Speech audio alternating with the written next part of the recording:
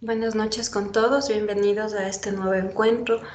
Hoy el tema que vamos a tratar son las enfermedades relacionadas con la afectación del pericardio y sobre todo se ha escogido este tema porque engloba a múltiples patologías que sobre todo en atención de salud de primer nivel y ya en instituciones consideradas como segundo nivel en las salas sobre todo de urgencias son valoradas pero no identificadas de la manera correcta ni con la prontitud que se requiera para poder establecer las líneas de tratamiento correctas, de tal manera que todas las patologías que nos pueden orientar a procesos de afectación del pericardio deben ser tratadas, identificadas de una manera correcta.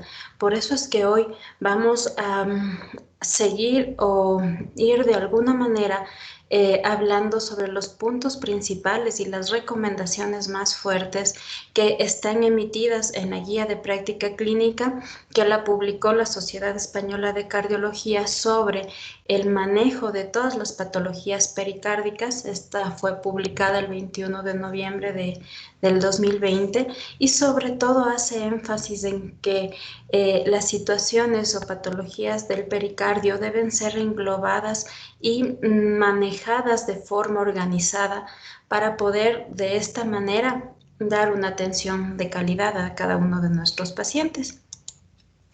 Y para ello vamos a empezar a agrupar este tipo de patologías en síndromes pericárdicos.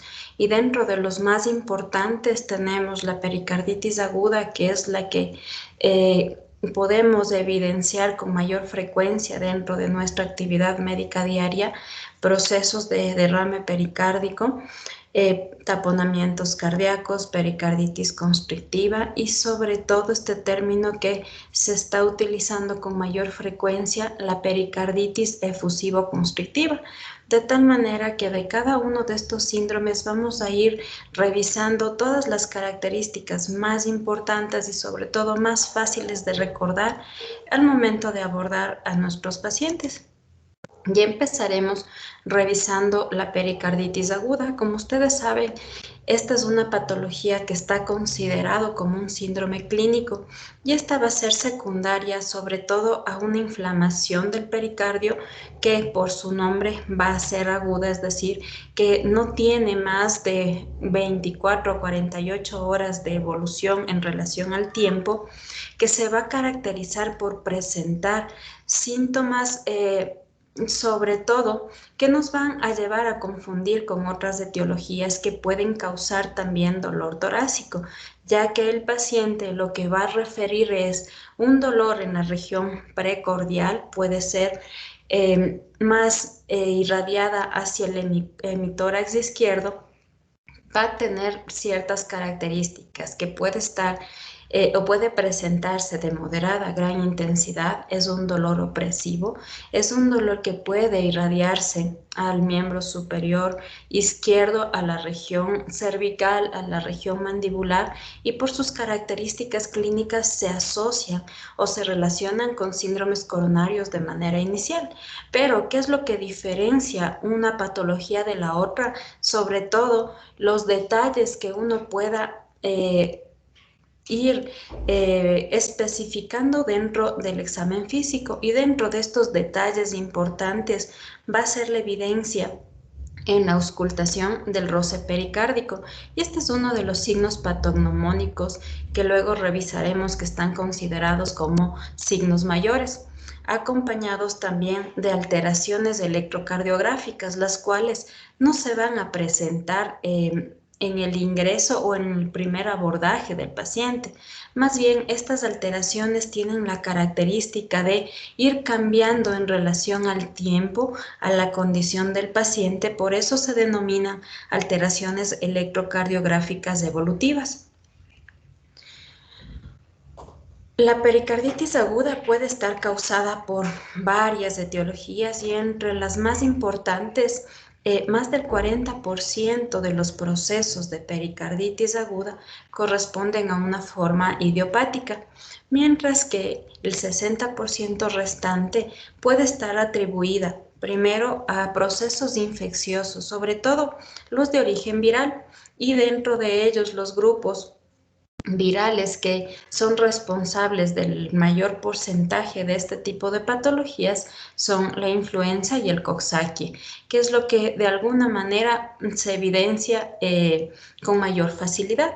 Procesos de tuberculosis, sobre todo en zonas endémicas, infecciones bacterianas, pericarditis posinfarto de miocardio, síndromes postpericardiotomía, traumatismos torácicos, sobre todo si estos son penetrantes. Los no penetrantes también pueden desarrollar en cierta fase un proceso de pericarditis aguda, procesos de uremia, neoplasias primitivas o también si estamos hablando de metástasis, irradiaciones y enfermedades del colágeno. Dentro de estas, las más representativas, los procesos de artritis reumatoidea, lupus eritematoso sistémico y procesos de esclerodermia. Entonces, todas estas patologías pueden presentar, sobre todo dentro de sus procesos de reagudización, procesos de pericarditis aguda también. Dentro del cuadro clínico, lo más llamativo es la presencia del dolor precordial y como ya habíamos hablado, este dolor precordial se relaciona o se confunde con procesos coronarios por tener las características similares, sobre todo de presentación, de intensidad, de irradiación.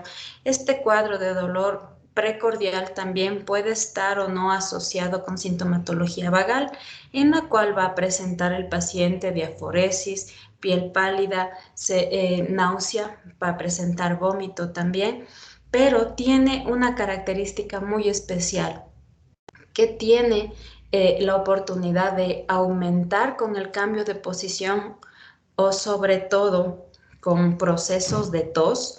Al inspirar, este dolor precordial aumenta de manera considerable y algo que es muy llamativo, el dolor en este tipo de pacientes aumenta con el proceso de la deglución. Completamente no toleran la posición supino, de tal manera que estos pacientes, como mecanismo de alguna manera de defensa del organismo, lo que adoptan es la posición sentada, porque en esta posición el dolor comienza a disminuir y esto es lo que diferencia sobre todo un dolor por un cuadro de pericarditis aguda y un cuadro por síndrome coronario o cualquier otra patología que sea responsable de presentar un dolor precordial. El roce pericárdico es algo que en situaciones, sobre todo si la valoración inicial es dentro de una sala de urgencias donde estamos rodeados de mucho ruido, el roce pericárdico en el examen físico a veces suele pasar desapercibido, pero si ya tenemos un poquito de mayor atención, vamos a evidenciar que este roce pericárdico comienza a aumentar, sobre todo con los movimientos cardíacos, ya que tiene una relación con la sístole auricular, el asístole ventricular y el llenado ventricular rápido, de tal manera que la intensidad de este roce pericárdico va a ir incrementándose y esta no va a ser constante durante todo el ciclo cardíaco. Los cambios en el electrocardiograma, como explicábamos, no son iniciales, estos van a ser evolutivos y esto también es uno de los signos que ayudan o fortalecen el diagnóstico de este tipo de patología. Dentro de los criterios diagnósticos, necesitamos cumplir en la mayoría de los casos con 3 criterios. El primero va a ser el dolor torácico característico, con todo lo que ya habíamos mencionado, la presencia del roce pericárdico durante la auscultación en el examen físico y los cambios evolutivos en la repolarización ventricular, en el electrocardiograma inicial y sobre todo en los seriados que este paciente va a requerir. Los 3 criterios, si el paciente los cumple, de alguna manera fortalece el diagnóstico de pericarditis aguda, pero si de pronto no tiene dolor torácico característico, ni tampoco se logra auscultar el roce pericárdico en ciertas circunstancias, queda como un poquito de duda y ahí entramos sobre todo a hacer la valoración de la evolución del electrocardiograma. Pero si tenemos también un paciente solo con roce pericárdico, este es uno de los signos fuertes que establece el diagnóstico sin necesidad de los dos anteriores. El electrocardiograma, al ser o al depender de sus alteraciones evolutivas, van a tener varias fases y se han dividido en 4 estadios. El primer estadio corresponde a las primeras horas de inicio de dolor precordial, en las cuales lo que vamos a buscar en el electrocardiograma de manera inicial es la elevación del segmento ST, y esta tiene la característica de ser cóncavo, es lo que ustedes pueden evidenciar en la imagen, de carácter difuso, excepto en derivaciones como ABR y B1. Las ondas T son generalmente positivas en las derivaciones en las que el segmento ST está elevado, y puede haber depresión del segmento PR, que es lo que denomina la curva de lesión auricular. Esto comprometido o establecido dentro del estadio 1 de los cambios evolutivos del electrocardiograma. Si ya estamos hablando de los cambios en el estadio 2, lo que vamos a buscar es que sobre todo ocurra varios días después de iniciado el cuadro de dolor precordial y representa la vuelta del segmento ST hacia la línea de base, acompañado de un aplanamiento de la onda T, y esto ocurre generalmente antes de que la onda T se vuelva negativa, a diferencia del patrón evolutivo normal de los cuadros de síndrome de los síndromes coronarios agudos. En el estadio 3, en cambio, vamos a evidenciar la inversión de la onda T, generalmente en la mayoría de las derivaciones, que no se acompañan de pérdidas de onda R o aparición de ondas Q.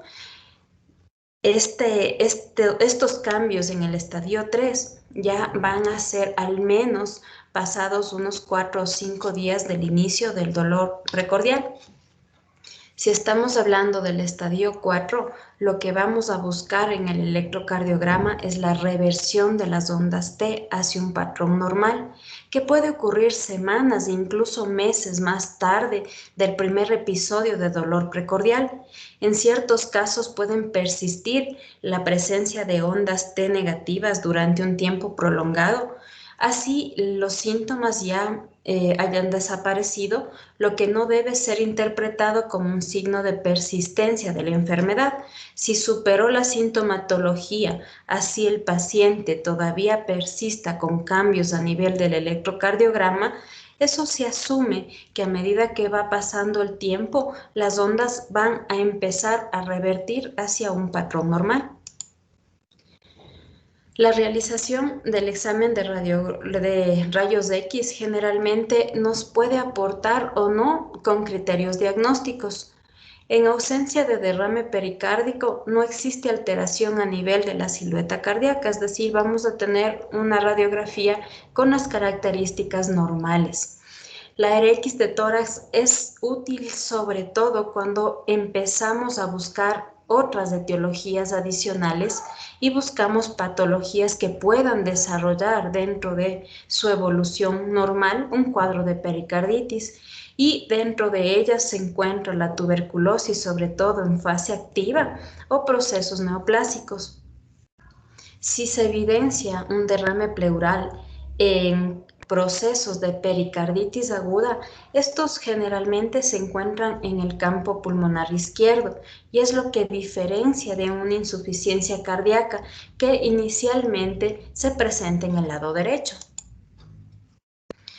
En cuanto al tratamiento, tenemos varias recomendaciones. Dentro de las recomendaciones clase 1, la primera es que este paciente debe tener un reposo absoluto o reposo relativo en ciertas circunstancias, es decir, que mantenga sus actividades propias, como ir al baño, levantarse a caminar, cambiarse, pero más bien lo que limitamos es a la actividad física, subir gradas, caminar grandes distancias, porque eso aumentará el dolor y sobre todo acompañará de un cuadro de disnea. La utilización de antiinflamatorios no esteroideos, la recomendación inicial es el uso de aspirina como primera línea de tratamiento.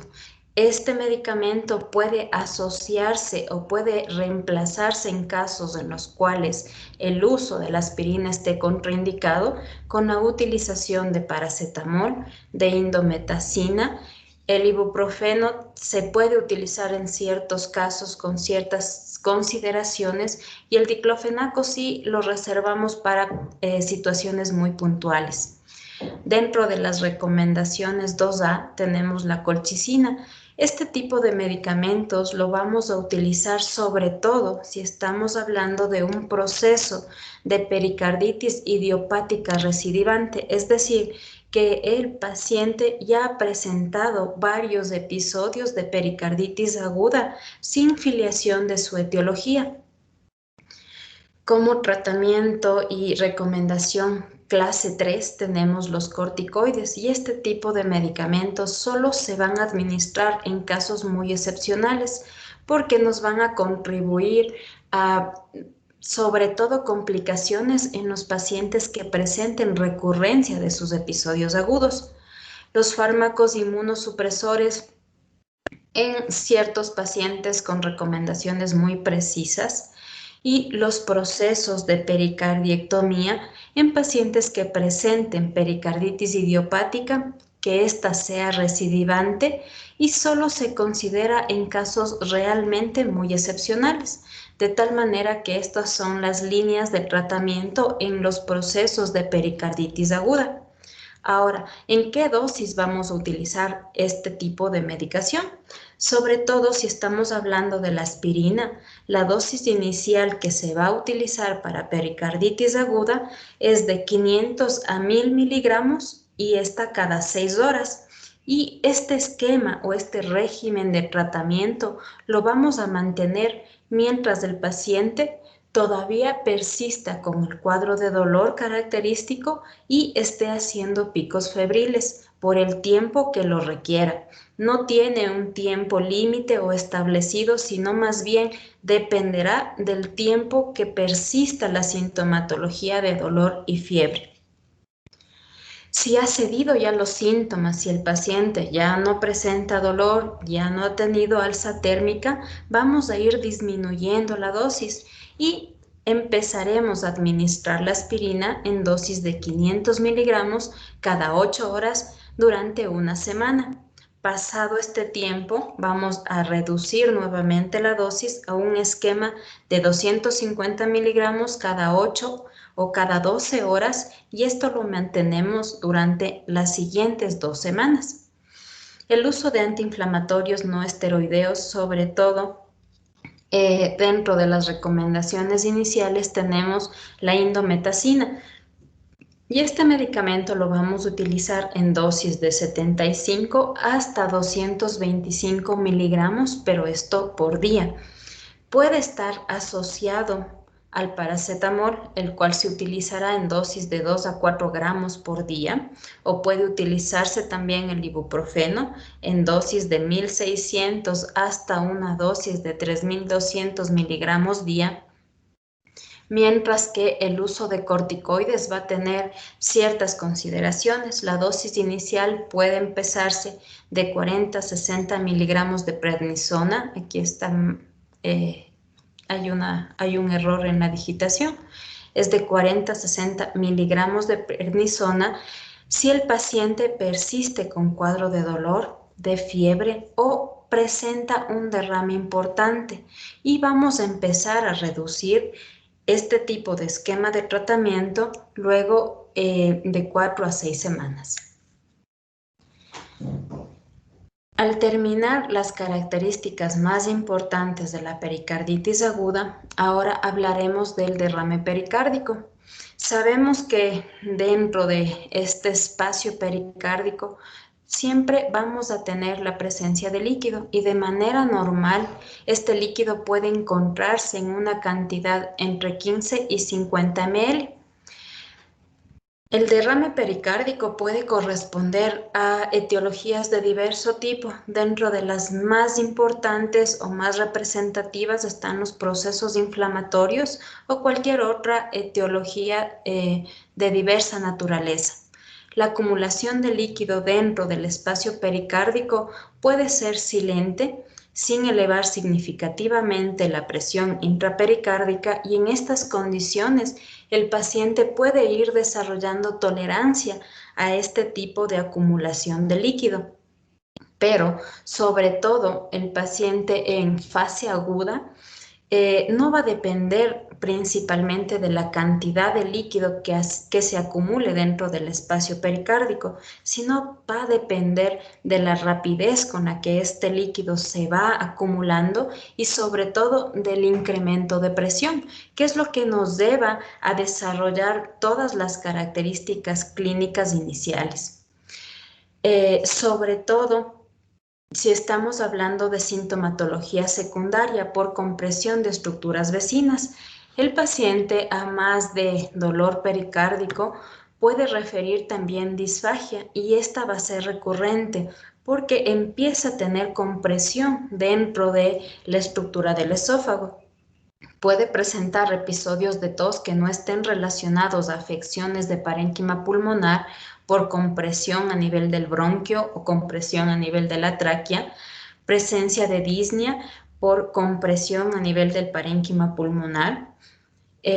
Los pacientes también pueden evidenciar hipo y de forma recurrente por compresión del nervio frénico, o también cuadros de afonía por compresión del nervio laríngeo recurrente, de tal manera que todos estos síntomas que de alguna manera llegan de forma cotidiana a la consulta sin poder explicarnos el por qué, debemos pensar siempre en la presencia de un derrame pericárdico. Dentro de los criterios diagnósticos, el paciente en el examen físico no podemos encontrar datos que nos orienten o nos llamen la atención de manera inicial, pero podemos demostrarlo con el medio de diagnóstico habitual, que es la ecografía, en donde se podrá determinar la cantidad de líquido pericárdico y de alguna manera establecer el diagnóstico. Al hablar de taponamiento cardíaco, estamos hablando ya de un derrame pericárdico que ha excedido el volumen que permita que el corazón tenga el espacio suficiente para que todas sus cámaras puedan llenarse en cada latido y poder tener el volumen suficiente en cada eyección. De tal manera que el taponamiento cardíaco es un síndrome por compresión del corazón secundario a derrame pericárdico. Es un síndrome clínico que se caracteriza por inestabilidad hemodinámica, y ese es el debut de este tipo de cuadros que determinan la severidad, que puede ir desde ligeros aumentos de presión intrapericárdica sin repercusión clínica hasta un cuadro severo en el cual el paciente empiece ya a tener situaciones de bajo gasto cardíaco y llevarle a la muerte si este no es resuelto de manera oportuna. El taponamiento cardíaco se puede desarrollar ante un derrame pericárdico de cualquier causa y puede presentarse de forma aguda o puede presentarse de manera crónica también, dependiendo de la velocidad de llenado de líquido dentro del espacio pericárdico. Dentro del cuadro clínico, las manifestaciones de taponamiento cardíaco van a ser principalmente procesos de disnea y de dolor torácico. Al examen físico, lo que vamos a encontrar es una distensión importante venosa yugular con características de colapso sistólico prominente y ausencia de colapso diastólico, que es lo que podemos evidenciar en la curva de la imagen. El pulso paradójico se define como el descenso de 10 milímetros de mercurio o más en la presión arterial sistólica durante el proceso de inspiración. El taponamiento cardíaco, si este ya es severo, va a empezar a tener alteraciones hemodinámicas. La presión arterial y el gasto cardíaco es lo que va a comenzar a fluctuar y por ello es que empezamos a tener todo el cambio de metabolismo de aerobio a anaerobio, de tal manera que empezamos a tener en etapas iniciales procesos de taquicardia y taquipnea secundarios a un proceso de acidosis metabólica que nos orienta a un shock de esta manera atribuible a etiología cardíaca. Los tonos cardíacos pueden estar apagados, además del signo de bajo gasto cardíaco que se va a conectar o a relacionar con procesos de oliguria o de anuria posteriores. Dentro de los criterios diagnósticos de taponamiento cardíaco, el diagnóstico se hace sobre la base de la demostración del compromiso hemodinámico en presencia de derrame pericárdico y este debe tener las características de moderado a severo. Los criterios diagnósticos de taponamiento es la ingurgitación yugular, la presencia del pulso paradójico y la hipotensión arterial asociado a la ausencia de ruidos cardíacos. El electrocardiograma es un examen que nos va a orientar sobre algunas alteraciones que no son tan específicas, pero que pueden contribuir al desarrollo de este diagnóstico. Y dentro de los cambios más representativos tenemos la reducción en el voltaje del QRS. Esta disminución del voltaje definida como la suma de las ondas R más S en derivaciones de 1, de 2, de 3 y que esta sumatoria sea menor a 15 milímetros asociados a un aplanamiento difuso de las ondas T. En presencia de derrames pericárdicos severos y taponamiento cardíaco, lo que vamos a observar son alternancias eléctricas y esto se traduce en cambios en la morfología y sobre todo del voltaje de los complejos QRS, pero estos a latidos alternados, es decir, que no siguen la secuencia de las derivaciones que orienten a determinada cara cardíaca, como en el caso del síndrome coronario agudo, debido al bamboleo del corazón que lo aproxima o aleja de la pared torácica, por eso toma esta característica de latidos alternos. La placa de rayos X sí nos puede servir para el diagnóstico, sobre todo porque nos permite evidenciar el agrandamiento de la silueta cardíaca cuando se acumula más de 50 ml dentro del saco pericárdico. La silueta cardíaca empieza a adoptar una forma globular, como de una botella, borrando el contorno a lo largo del borde cardíaco, sobre todo del lado izquierdo, ocultando los vasos miliares. La tomografía y, sobre todo, la resonancia magnética nuclear son técnicas muy útiles para el diagnóstico o la detección de derrame pericárdico, sobre todo porque nos permite tener más datos sobre la distribución, sobre las características del líquido que vamos a encontrar y permite medir el engrosamiento de sobre todo las capas pericárdicas, que es lo que determina las características principales del diagnóstico, o si esto está asociado a la presencia de masas intrapericárdicas también. Entonces, podemos, dependiendo de la institución donde estemos, podemos solicitar una placa de rayos X que sí nos ayudará a ver el ensanchamiento del mediastino, sobre todo la tomografía si tienen a la mano y la resonancia en situaciones muy precisas. ¿Cómo resolver los procesos de taponamiento cardíaco? Mediante el procedimiento denominado pericardiocentesis, que es un procedimiento que sí dependerá sobre todo de la habilidad del profesional que lo va a realizar y de que cuenten con todo lo necesario para dicho procedimiento. La pericardiocentesis se lleva a cabo con una aguja o una cánula. Generalmente se utiliza la aguja del catéter venoso central. La vía de abordaje más usada es a nivel subsifoideo. Se debe colocar al paciente en posición algo incorporada, es decir, con el paciente en semifogler, con un grado de inclinación de 45 grados. Se va a introducir la aguja formando un ángulo a nivel subsifoideo de 45 grados con la piel y vamos a dirigirnos hacia el hombro izquierdo, de tal manera que al ir aspirando se puede ya determinar la presencia o la salida de líquido pericárdico. Sobre todo este procedimiento en la actualidad con mayor seguridad se lo realiza mediante ecografía dirigida. La aguja se debe ir avanzando muy lentamente, retirando periódicamente el mandril. Habitualmente, cuando se entra en el pericardio, van a sentir la sensación de haber atravesado una membrana y de alguna manera es un procedimiento que debe realizarse con mucho cuidado y sobre todo por el personal que esté entrenado para este tipo de procedimientos, no por la urgencia de resolver un cuadro de taponamiento cardíaco, podemos causar una iatrogenia adicional. El tratamiento para el taponamiento cardíaco es el drenaje pericárdico, sin duda. Este debe ser de manera urgente y es el que cuenta con una recomendación 1A. La elección entre pericardiocentesis y drenaje quirúrgico depende en gran medida sobre todo de la experiencia del profesional y la disponibilidad de todo el equipo necesario que de alguna manera nos garantice que el procedimiento puede ser un procedimiento seguro.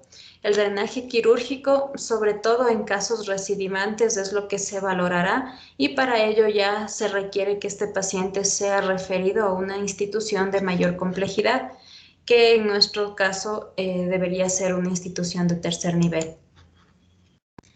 Si estamos hablando del tercer síndrome pericárdico, nos iremos a la pericarditis constrictiva. Y este es un cuadro que ocurre cuando el pericardio completamente se vuelve fibrótico, está engrosado y sus capas comienzan a adherirse, de tal manera que restringe el llenado diastólico cardíaco. Empiezan a formarse completas bandas fibróticas que se van a ubicar a diferente nivel dentro de las cavidades cardíacas que imposibilitan el llenado ventricular. La pericarditis constrictiva puede constituir el estadio final evolutivo de muchos de los procesos, sobre todo si estamos hablando de inflamatorios o traumáticos.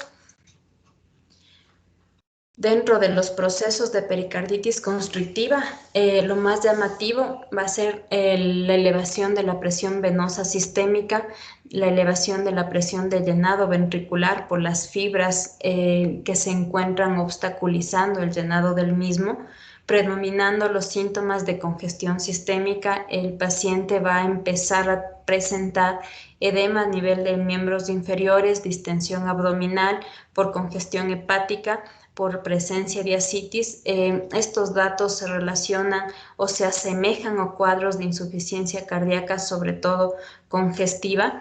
Al elevarse la presión de llenado a nivel del ventrículo izquierdo o del ventrículo derecho, más de 15 a 30 milímetros de mercurio, vamos a empezar ya a evidenciar procesos de congestión venosa, sobre todo a nivel pulmonar, y este paciente desarrolla un proceso de disnea, el cual empieza a ser progresivo.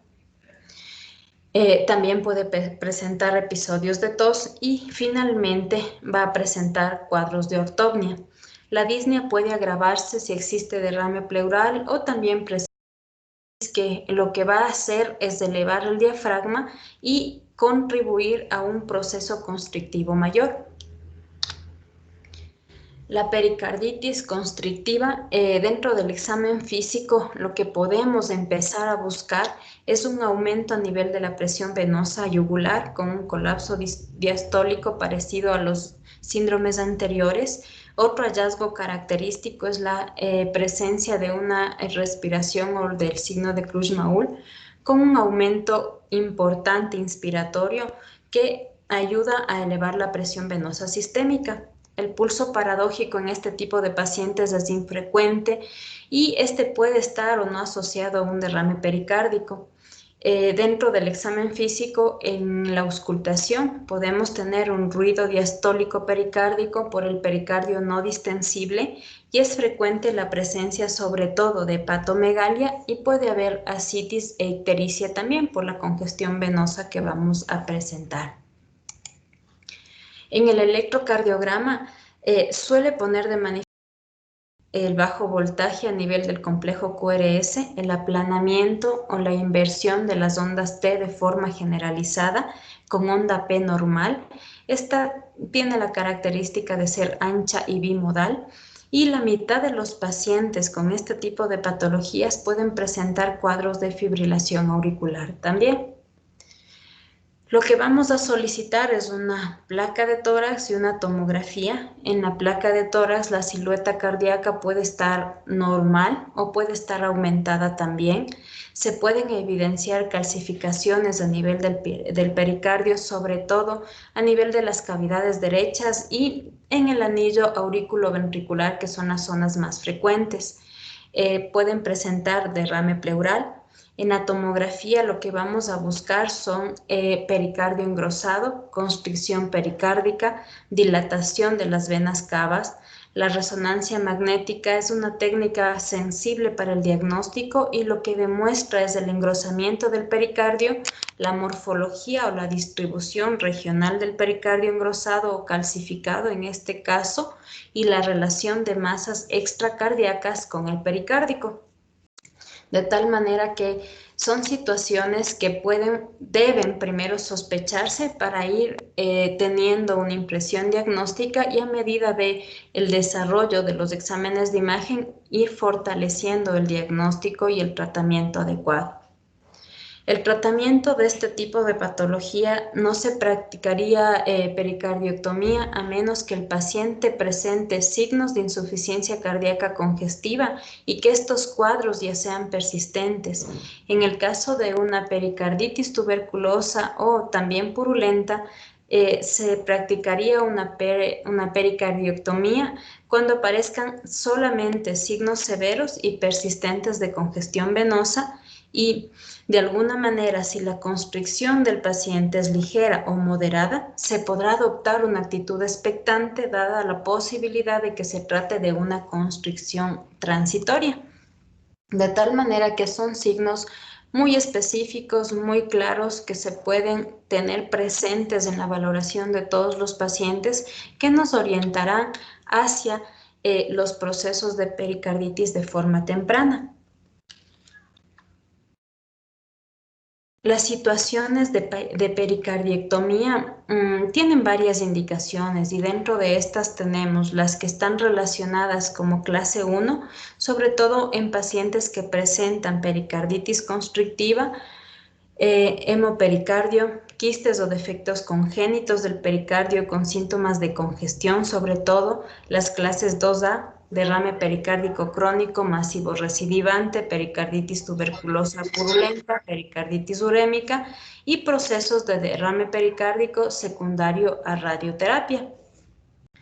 De tal manera que estos son los síndromes más frecuentes, los datos clínicos más importantes, las alteraciones en el electrocardiograma y sobre todo las orientaciones diagnósticas en la utilización de técnicas como la radiografía, la tomografía, para el diagnóstico y la referencia de este tipo de pacientes. Ahora, vamos a poner un caso muy sencillo. Es un paciente de 30 años de edad que está manejando desde Ambato hacia La Tacunga. Él va a 120 kilómetros por hora. Sufre un impacto a nivel de la carretera con un poste de luz. Recibe toda la fuerza a nivel del tórax y el abdomen con el volante. Llega al hospital, es valorado de forma inicial. Se encuentra con todos sus signos vitales estables, pero empieza a tener un cuadro de dolor precordial muy intenso. Empieza a ser manejado en un área crítica. Le realizan el electrocardiograma inicial, este es normal, y a medida que va pasando el tiempo, luego de transcurridos 20 minutos, el paciente comienza a presentar inestabilidad hemodinámica. Dentro del examen físico tiene una tensión arterial de 60-40, una frecuencia respiratoria de 30, una saturación de 94, a más del dolor que le dificulta la inspiración profunda. empieza ya a tener signos de bajo gasto, está con anuria completa y empezamos a valorarle. ¿Qué datos más en el examen físico van a necesitar?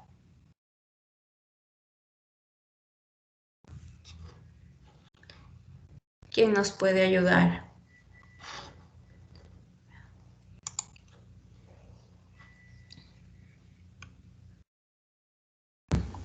La auscultación de ruidos cardíacos.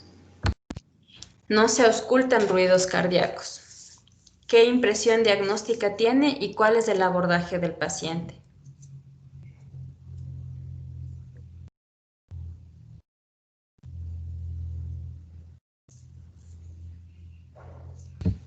Podría ser un hemoperitoneo o un taponamiento cardíaco, ya sabrán. Puede ser. Entonces, lo que nos va a permitir Hemipericarditis, un hemopericardio, perdón. Lo que nos va a permitir hacer el diagnóstico diferencial va a ser el examen físico completo. Sabemos que los signos vitales nos dan una orientación sobre el estado hemodinámico, si él está estable o está inestable. Con los signos que tenemos, el paciente demuestra una franca inestabilidad hemodinámica. Dentro de la revisión del examen físico, lo más importante es determinar si este paciente tiene ingurgitación yugular, ¿no? Que es uno de los signos clásicos de la triada, ¿sí? Si este paciente tiene ingurgitación yugular, si le ausculto la zona del pericardio y no escucho ruidos cardíacos, voy a palpar o voy a darle mayor atención a todas las características del pulso, que de alguna manera, si éste cumple todas las circunstancias de un pulso paradójico acompañado a la inestabilidad, estaremos frente a un cuadro de taponamiento cardíaco. En este tipo de situaciones, lo más urgente sería realizarle la pericardiocentesis, que es la forma de evacuar todo lo que se contenga dentro del saco pericárdico. Si tienen una ecografía es de gran utilidad porque el diagnóstico estaría hecho y sobre todo nos va a ayudar para el drenaje que debe ser ecodirigido para mayor seguridad del profesional y del paciente. De tal manera que son signos que se pueden determinar en la valoración inicial y ya se pueden priorizar las líneas de tratamiento. De pronto, no sé si ustedes estén ya manejando este tipo de pacientes, qué dificultades tienen o qué inconvenientes han tenido en el transcurso de el abordaje de este tipo de patologías.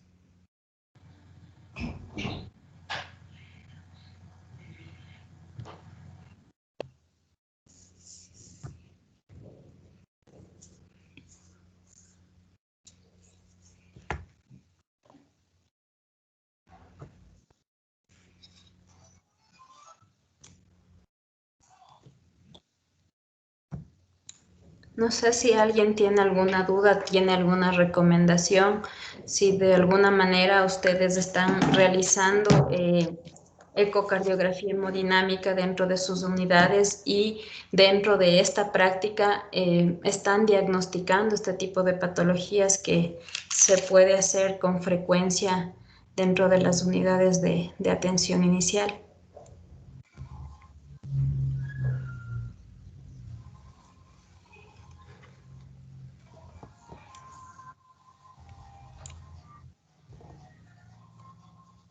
Doc, buenas noches. Una pregunta. Dígame, doctor. Eh, Perdón, las patologías pericárdicas son más frecuentes, ¿tienen relación con algún horario, si la mañana, la tarde, la noche? No siempre, de tal manera que más bien se relacionan con los cambios o la posición que uno adopte. En la noche sí puede ser que el dolor se intensifique, sobre todo porque dentro de las características del dolor, el paciente al ponerse en posición supina, el cuadro doloroso se exacerba, ¿sí? Entonces, más bien esa puede ser la relación con el horario, pero no depende de la hora, sino más bien de la posición.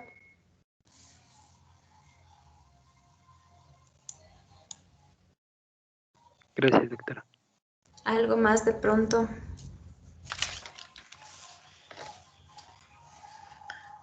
Buenas noches, doctora. En cuanto a la pericarditis, el uso de la aspirina es esencialmente solo aspirina o podemos tener um, otras opciones, porque, por ejemplo, podemos tener enfermedades concomitantes o comorbilidades como las gastritis crónicas o antecedentes de úlceras. Las de tratamiento, sobre todo en las pericarditis agudas, van dependiendo de la valoración inicial.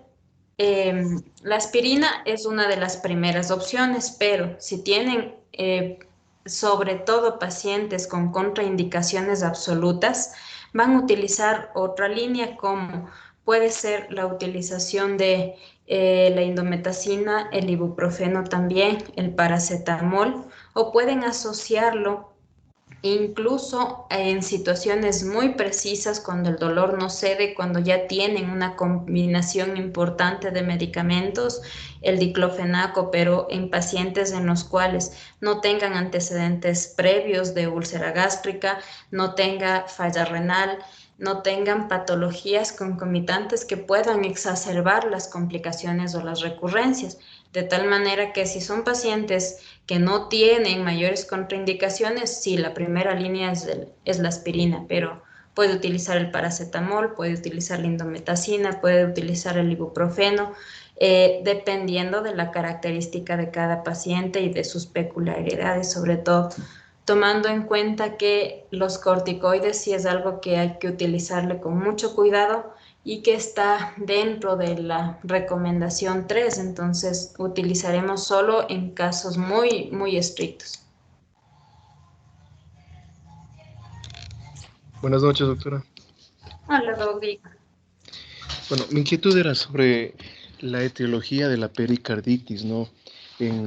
Como mencionaba, con algunas enfermedades inflamatorias sistémicas, en el caso de lupus o artritis reumatoidea, es muy frecuente en estos pacientes, digamos, ya dada su avanzada enfermedad, tal vez, o por un fallo al tratamiento, porque los pacientes no tomen principalmente, bueno, los medicamentos que tienen que tomar de primera línea, como metotrexate y así, posiblemente desencadenen este tipo de problemas y es muy común en este tipo de pacientes.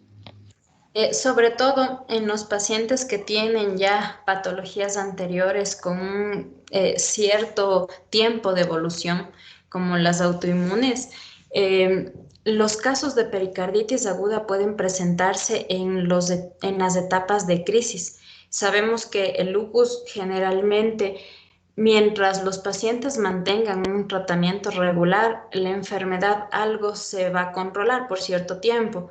Pero si tenemos procesos infecciosos adicionales, inflamatorios adicionales a la enfermedad de base, van a empezar a desarrollar una crisis lúpica que necesitan para el manejo inicial corticoides en dosis más fuertes a las que toman de forma habitual o combinar este tipo de medicamentos, y dentro de su evolución pueden presentar pericarditis agudas, pero sobre todo hay que diferenciar de los procesos de vasculitis, sobre todo en los pacientes con lupus, porque lo más frecuente es que un paciente con lupus desarrolle vasculitis pulmonar, vasculitis cerebral, y de alguna manera son condiciones que por tener sintomatología relacionada pueden confundirse. Entonces, los procesos de pericarditis más bien están ligados a procesos de dolor, y sobre todo si ustedes en el examen físico ya auscultan el roce pericárdico,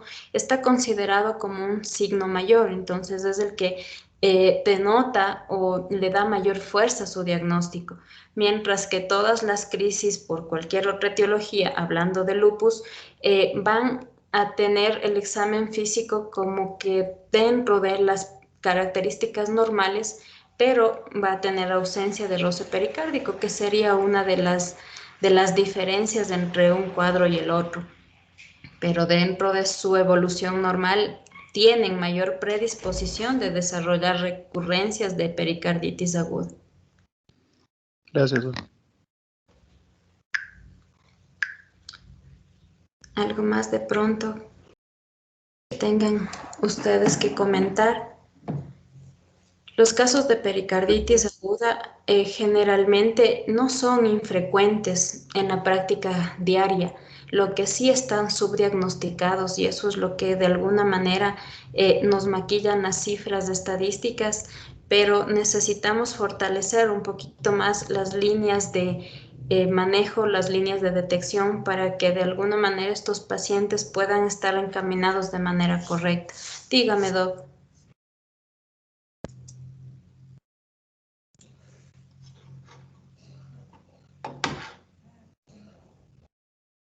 ¿Alguien más creo que tenía alguna inquietud?